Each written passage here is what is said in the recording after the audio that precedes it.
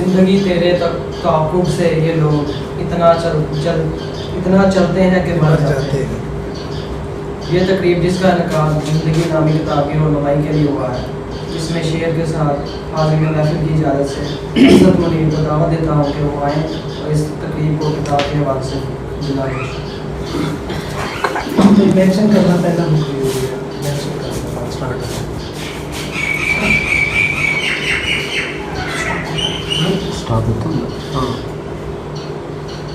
بسم اللہ الرحمن الرحیم. ڈیئر فیلوز، السلام علیکم. اللہ آپ سب کے لیے آسانیاں پیدا فرمائے اور دوسروں کے لیے آسانیاں پیدا کرنے میں آپ کی مدد فرمائے. ڈیئر لسنر، باب العلم لا اکیڈمی کے پلیٹ فارم سے آج ہم جس بک کا ریویو کر رہے ہیں اس بک کا نام ہے زندگی. ڈیئر فیلوز، انسان کی جو غیر معمولی صلاحیتیں ہیں وہ ہمیشہ غیر معمولی حالات میں ہی ابھر کر سامنے آتی ہیں، اور انہی صلاحیتوں کو بروئے کار لا کر انسان غیر معمولی کارنامہ سر انجام دیتا ہے. چودھری افضل حق نے بھی یہی کارنامہ سر انجام دیا. اس ناول کے رائٹر چودھری افضل حق نے جب یہ کارنامہ سر انجام دیا تو وہ جیل میں قید تھے. ڈیئر فیلوز، اگر ہم اٹالین پوئٹ ڈانٹے کی پوئم ڈیوائن کامیڈی کا مطالعہ کریں تو ہمیں یہ بات پتہ چلتی ہے کہ انزائٹی، ہارڈ شپس، ساروز، یہ ساری چیزیں محض ان کا تعلق ڈائریکٹلی انسانوں کے ساتھ ہے. خدا کے لیے جسٹ یہ ایک کامیڈی ہو سکتے ہیں. ناظرین، اگر ہم ناول زندگی کا مطالعہ کریں اور اس کا کمپیریزن کریں ڈانٹے کی پوئم ڈیوائن کامیڈی سے تو ہمیں معلوم ہوتا ہے کہ زندگی ناول ڈیوائن کامیڈی کی ریپروڈکشن ہے. ڈیئر فیلوز، اگر زندگی خوشی، خوبصورتی، آسائشوں، لذتوں اور رنگینیوں کا نام ہے تو دوسری طرف زندگی دکھوں، آنسوؤں، مصیبتوں، آزمائشوں کا بھی نام ہے. اسی چیز کو انگلش رائٹر تھامس ہارڈی نے بڑے خوبصورت انداز میں کوٹ کیا: happiness is occasional episode in general drama of life. کہ ساری زندگی انسان خوشیوں کی ڈگر پر نہیں گزار سکتا، نہ ہی ساری زندگی انسان غموں اور دکھوں کے راستے پہ گزار سکتا ہے. اسی نقطۂ نظر کو ایک شاعر نے یوں بیان کیا: دل ویراں ہے، غم ہے، تنہائی ہے. دل ویراں ہے، غم ہے، تنہائی ہے، زندگی درد کی باہوں میں سمٹ آئی ہے. ڈیئر فیلوز، زندگی لفظ کے جو 5 حروف ہیں بلا شبہ انسان کی زندگی کے روز اول سے لے کر پیغام موت اور پھر قبر اور حشر تک کے تمام معاملات کا احاطہ کرتے ہیں. ڈیئر لسنر، چودھری افضل حق کی اس تصنیف کا کمال یہ ہے کہ مصنف پڑھنے والے کی انگلی پکڑ کر ان کو ان تمام راستوں سے ہوتا ہوا اس منزل تک لے جاتا ہے جہاں وہ پڑھنے والے کو لے جانا چاہتا ہے. ڈیئر لسنر، اس ناول کا سبجیکٹ یعنی موضوع زندگی اس کائنات کا سب سے بڑا موضوع ہے اور جس کو سمجھنا ہر انسان کے لیے ضروری ہے تاکہ وہ اس کائنات میں اپنی اچھی زندگی گزار سکے. اس ناول کی ایک خوبی یہ ہے کہ پڑھنے والے کو اس قدر اپنائیت سی محسوس ہوتی ہے کہ اسے یوں لگتا ہے کہ ہر کہانی اس کی اپنی کہانی ہے، ہر کردار اس کا اپنا کردار ہے. فیلو، ناول کو کامیاب اور خوبصورت بنانے کے لیے جو سب سے اہم کردار ہے وہ الفاظ کا چناؤ ہے، اور چودھری افضل حق نے الفاظ کے چناؤ میں بھی وہ کمال کر دیا کہ پڑھنے والے کے حواس خمسہ پہ وہ تمام الفاظ اس قدر اثر انداز ہوتے ہیں کہ گویا اسے موقع پہ موجودگی کا احساس ہوتا ہے. کہیں خوبصورت وادیوں کا ذکر ہے تو کہیں سریلی آواز کا، کہیں محبت کا احساس ہے تو کہیں رنگ برنگے پھولوں کا ذکر، کہیں کسی خوبصورت دوشیزہ کی کالی گھٹاؤں کا ذکر ہے. ان ساری چیزوں سے انسان کے تمام حواس خمسہ ڈائریکٹلی لکھی ہوئی چیز کے ساتھ جڑ جاتے ہیں۔ چودھری افضل حق نے قاری کو اپنی بات آسانی سے سمجھانے کے لیے سمبولزم کا استعمال اس ناول میں بہت زیادہ کیا ہے۔ کسی بھی چیز کو سمجھانے کے لیے ایسی چیزوں کا استعمال کیا ہے کہ جس سے معنی واضح ہو جاتے ہیں۔ ڈیئر لسنر، ناول کی ایک اور خوبی یہ ہے کہ کریکٹر اور سچویشن کے کردار کن حالات میں اپنی زندگی گزار رہے ہیں۔ کرداروں کے معاملے میں مصنف نے حقیقت پسندی کے دامن کو نہیں چھوڑا، نہ کوئی غیر معمولی صورتحال، نہ کوئی فردی کردار نہایت ہی حقیقت پسند ہیں جو روزمرہ زندگی میں نظر آتے ہیں۔ مصنف نے ہر کردار کی کہانی میں چھپے ایک پیغام کو اس سادگی اور کمال سے تحریر کیا ہے، ہمیں یوں محسوس ہوتا ہے کہ ہم اس شخص کو جانتے ہیں جس کی بات چودھری افضل حق کر رہے ہیں، جیسے کہ بیکار امیر کی کہانی ہو، یا صحت سے غافل انسان کی، بچوں کی تعلیم سے غافل باپ ہو، یا غریبوں کو ستانے والا شخص۔ ایسا ہر کردار ہمارے دائیں بائیں ہمیں ہماری سوسائٹی میں نظر آتا ہے اور ہمیں حقیقت پسندی کا احساس ہوتا ہے، اور ہمیں یوں محسوس ہوتا ہے کہ ہم ان کرداروں کے آس پاس ہی موجود ہیں اور سب واقعات کے عینی شاہد ہیں۔ ڈیئر لسنر، اس ناول کا جو اخلاقی سبق ہے، جو مین مقصد ہے، جس کو لکھنے کا مقصد چودھری افضل حق کا جو مقصد تھا، وہ لوگوں کو ایک پیغام دینا تھا، ایک سوچ دینی تھی، ایک فکر دینی تھی، جس کے لیے یہ ناول لکھا گیا۔ اور وہ سوچ اور فکر یہ ہے کہ انسان اپنی زندگی میں ہمیشہ دوسروں کے کام آئے، دوسروں کی تکلیفوں کو دور کرے، کسی کی مشکل کو حل کرے، کسی مددگار کی مدد کرے، کسی خدمت خلق کرے، اور دوسروں کے لیے ہمیشہ آسانیاں پیدا کرے اور آسانیوں کا ذریعہ ہو۔ چودھری افضل حق نے یہ بات کہیں معلم کی کہانی کے ذریعے سمجھائی، جس نے اپنی محنت اور لگن سے پورے گاؤں کی قسمت کو بدل ڈالا اور اپنے راستے میں آنے والی مصیبتوں، مشکلوں اور رکاوٹوں کو بروئے کار نہ لایا اور اپنی محنت سے آگے بڑھتا چلا گیا۔ کہیں پنجابی زمیندار کی کہانی سنا کر یہ بات سمجھائی گئی کہ زندگی سہل پسندوں کا کبھی ساتھ نہیں دیتی اور نہ ہی کبھی کامیابی کا دروازہ ان کے لیے کھلتا ہے، ہمیشہ کامیابی محنت کرنے والے ہی کو ملتی ہے اور وہی کامیاب ہوتا ہے۔ ڈیئر فیلو، ایک بات، چھوٹی بات لیکن اس کا احاطہ بہت بڑا ہے، وہ یہ ہے کہ چودھری افضل حق نے اس میں یہ بات کی کہ انسان اپنی زندگی میں جو دعا دوسروں کے لیے مانگتا ہے، اسی دعا کا اثر بھی مرنے کے بعد اس کو ملتا ہے۔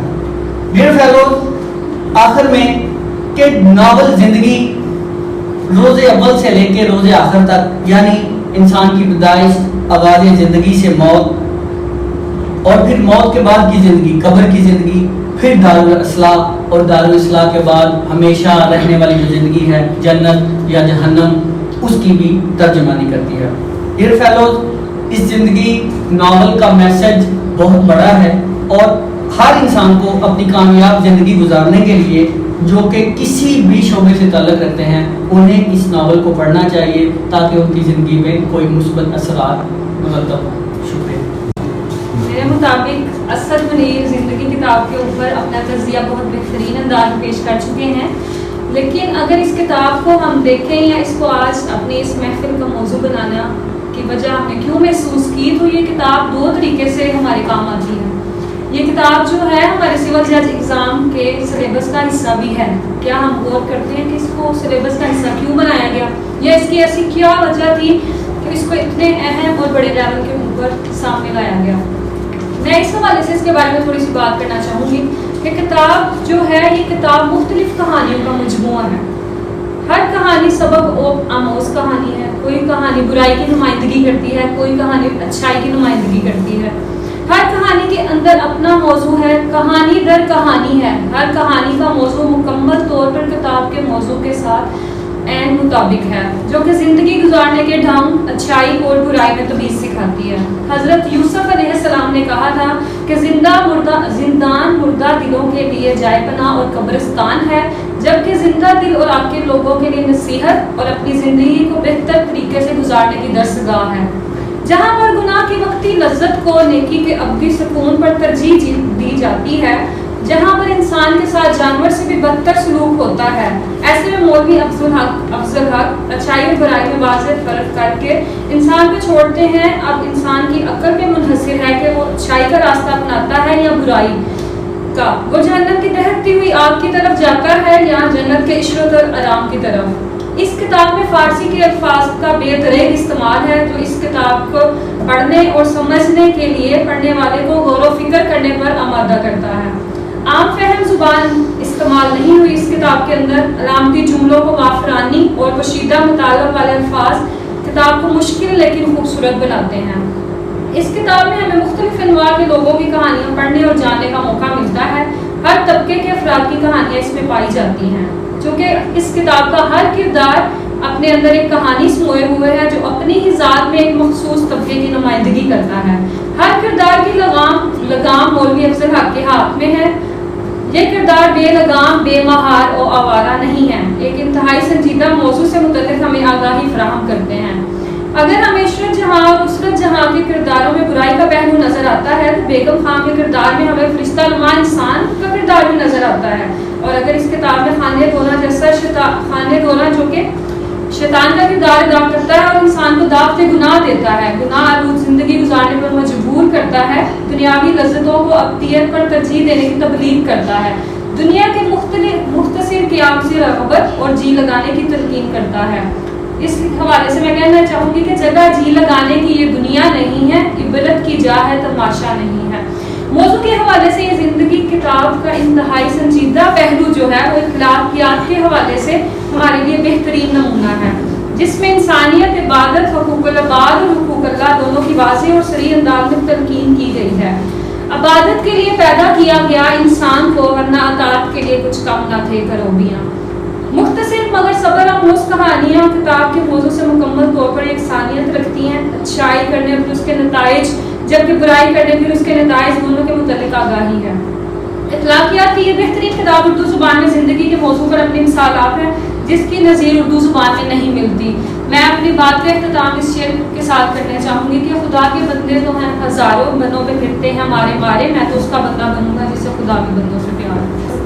میرے دو احباب جو ہیں وہ پہلے اس بک کے بارے میں کافی کچھ بتا چکے ہیں، لیکن میں اس بک کے بارے میں یہ بتانا چاہتی ہوں جو میں نے سیکھا، جو میں نے آبزرو کیا۔ اس میں بہت ساری باتیں ہیں، کچھ ایسی باتیں ہیں جو ہم سب کو پتہ ہے کہ یہ غلط ہے، یہ صحیح ہے، یہ اخلاقیات ہے، کچھ ایسی باتیں ہیں جن کو ہم اگنور کرتے ہیں پرسنلی، ہمیں لگتا ہے کہ یہ اتنی اہمیت کی حامل نہیں ہے۔ اس کتاب میں سب سے پہلے انہوں نے یہ بھی بتایا کہ ایک ہر فرد کا تعلق دوسرے فرد کے ساتھ کس طرح ہے، ہر فرد اگر کوئی بھی عمل کرتا ہے تو وہ دوسرے انسان پر کس طرح سے اثر انداز ہوتا ہے۔ اگر ہم یہ سمجھتے ہیں کہ ہم جو کر رہے ہیں یا ہماری سستی، ہماری کاہلی مثال کے طور پر، یا ہماری بیماری یا ہمارا صحت کا خیال نہ رکھنا، اس چیز سے کسی کو کوئی فرق نہیں پڑتا، کسی کو کوئی نقصان نہیں پڑتا، تو جو کہ غلط بات ہے۔ ہماری سستی اور ہماری کاہلی سے ہماری قوم کی ترقی جو ہے وہ متاثر ہوتی ہے۔ جب ہم اپنا کردار ادا نہیں کرتے اپنے معاشرے میں جو کہ ضروری ہے اور سستی اور کاہلی سے کام کرتے ہیں، یا اپنی صحت و صفائی کا خیال نہیں رکھتے، یا انصاف کے تقاضے کو پورے نہیں کرتے، تو ان سب چیزوں سے ہماری سوسائٹی متاثر ہوتی ہے۔ جب ہماری سوسائٹی متاثر ہوتی ہے تو پھر اس چیز کا سارا جو ذمہ داری ہے وہ ہم پر آ جاتی ہے، لیکن ہم اس چیز کو ہمیشہ سے اگنور کرتے ہیں۔ اس چیز میں اس کتاب میں سب سے پہلے تو یہ بتایا کہ جو زندگی ہے ہماری وہ ہماری آخرت کے ساتھ کس طرح سے انٹر لنک ہے، اور اللہ تعالیٰ کے یہی ہماری دنیا میں انسان کو پیدا کرنے کا ایک یہ بھی جو ہے ان کا مقصد ہے کہ ہم سیکھیں کہ کیا بہتر ہے، کس طرح سے چلنا ہے۔ انہوں نے کتاب زندگی میں چھوٹی جھلک میں یہ بھی بتایا کہ کس طرح سے ہماری زندگی جو ہے اگر ہم اسی عادات کو لے کر اگر دوزخ میں جنت میں بھی اتار دیے جائیں تو ہم اپنی عادات کی وجہ سے جیسے دنیا کو جہنم بنا دیا۔ ایک خوبصورت جگہ ہے جو اللہ تعالیٰ نے ہمارے لیے پیدا کی، اللہ تعالیٰ نے کہا ہے زمین میں چلو پھرو، اس کا یہ تمہارے لیے پیدا کیا، اور ہم نے اس کو کیسی جگہ بنا دیا۔ اسی طرح اگر ہم جنت میں اسی طرح اتار دیے جائیں تو ہم انہیں عادات کی وجہ سے جو ہے نا اس کو سارا خراب کر دیں گے۔ اس میں یہ بھی بتایا گیا کہ کیسے آپ کی صرف عبادات جو ہیں وہ آپ کو کہاں تک لے کے جا سکتی ہیں، اور آپ کی جو حکمت حل ہے وہ آپ کو اس مقام سے کہاں آگے تک لے کے جا سکتی ہے۔ اس کے علاوہ یہ بھی کہا کہ انسان ہے، اگر غلطی کا پتلا ہے، اگر ہم اس کو غلطی کرتے ہیں تو پھر بھی اس کے باوجود بھی ہمارے پاس موقع ہے، جب تک زندگی ہے، آخری سانس ہے، ہمیں خدا کی رحمت سے مایوس نہیں ہونا. وہ لوگ جو گناہ گار ہونے کے باوجود اس خدا کی رحمت سے مایوس نہیں ہوتے، حکمت حل کرتے ہیں اور پھر وہ اس مقام تک پہنچ جاتے ہیں کہ ان کا رب ان کو بخشش عطا کر دیتا ہے. یہ وہ چیزیں ہیں جو ہم لوگوں کو اپنے دماغ میں رکھنی چاہیے. ہم انسان کے ہیں، انسان ہے اور انسان کی حیثیت سے ہر طرح کی غلطی بھی کرتے ہیں، لیکن خدا کی ہر طرح سے ہمیں ان کی رحمت سے مایوس نہیں ہونا چاہیے. میں باقی لوگوں کو بھی موقع دوں گی کہ وہ اپنا اپنے حال کے اظہار کریں. بسم اللہ الرحمن الرحیم. ویسے تو بک کے متعلق جو سبھی لوگوں نے اچھا بیان کر دیا ہے، میں ساری بک تو ویسے ریڈ بھی نہیں کر پایا. ہاں جب میں نے سٹارٹ کی تھی بک تو میں نا جب پڑھنا سٹارٹ کیا تو قبر کا ایک قصہ جو ہے نا وہ پڑھنا شروع کیا. قبر کا اس میں بتایا قبر کے بعد کیا ہوا کیا نہیں ہوا. جب میں نے پڑھنا شروع کیا اس میں اس نے مولوی افضل حاکم نے بتایا کہ چھوٹے چھوٹے جو گناہ ہم کرتے تھے جن کو ہم گناہ سمجھتے ہی نہیں ہیں، تو وہ مجھے بھی فیل ہوئے کہ میرے اندر بھی وہ ہیں. جب وہ فیل ہوئے اس کے بعد جو عذاب کا سلسلہ تھا کہ کیسے کیسے عذاب ہونا ہے، تھوڑا سا جس طرح بیان کیا انہوں نے، تو میں پڑھتے پڑھتے بند کر دی کتاب کہ یار مجھ کے اوپر ایک خوف سا طاری ہو گیا کہ یار ہم کیا کر رہے ہیں. چھوٹے چھوٹے سے گناہوں کو ہم کسی چیز کی اہمیت نہیں دیتے. جیسے کہ ہم عام سمپل سا آج کل تو موبائل میں ہم اتنا چھوٹا سا گناہ، جی آ رہا ہوں 10 منٹ میں آ رہا ہوں، اس کے بعد دیکھیے آدھا گھنٹہ لگ جاتا ہے. بھائی چھوٹے چھوٹے گناہ جو ہیں ان کو ہم کوئی اہمیت نہیں دیتے. اس کے بعد میں نے ایک تھوڑا سا ٹاپک پڑھا، بولا جو ہے رسمی پردہ. جب میں رسمی پردہ پڑھنے لگا نا تو مجھے میرے مائنڈ میں یہ تھا کہ یار وہ جو لیڈیز کا نہیں ہوتا پردہ اس کے متعلق ہوگا کہ جو رسمی کرنی ہے، ادھر کر کے نقاب کر لیا، ایسے کر لیا، شاید وہ ہوگا. جب میں نے پڑھا تو اس میں ہٹ کے تھا کہ جو ہم نے اپنے اوپر ایک رسمی پردہ ڈالا ہوا ہے اپنی آنکھوں کے آگے لوگوں کے متعلق کہ یار یہ میں کروں گا تو لوگ کیا کہیں گے. اس طرح کی جو نا اس بک میں نا جب ٹاپک تو ہے مگر اس کا جو اندر مفہوم ہوتا ہے جو ریالٹی بیس ہے وہ ہے. ایک تو جو ہمارے اندر کمیاں کوتاہیاں ہیں وہ اس بک سے پڑھنے سے آپ کی بہت زیادہ دور ہوگی. جیسے چھوٹے چھوٹے گناہ ہیں جو ہم بھول جاتے ہیں. اس کے بعد آپ کے اس بک پڑھنے سے خلق خدا کے لیے کام کرنے کا جذبہ پیدا ہوتا ہے. جیسا کہ میں نے لاسٹ میں جو شعر پڑھا ہے، میرا خیال اس بک کا مجھے بھی کنکلوژن وہی لگتا ہے، خدا کے بندے تو ہیں ہزاروں، بنوں میں پھرتے مارے مارے، میں اس کا بندہ بنوں گا جس کو خدا کے بندوں سے پیار ہے. جزاک اللہ.